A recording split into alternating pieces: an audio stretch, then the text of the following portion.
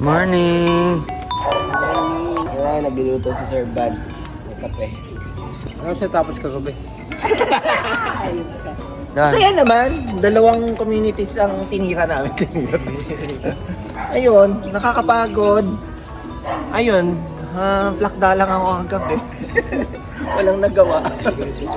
Ayun, hindi talaga biro yung sa isang araw, dalawang community tapos sobrang layo pa ng bawat community sa kabilang bundok, tawid ilog, rough road.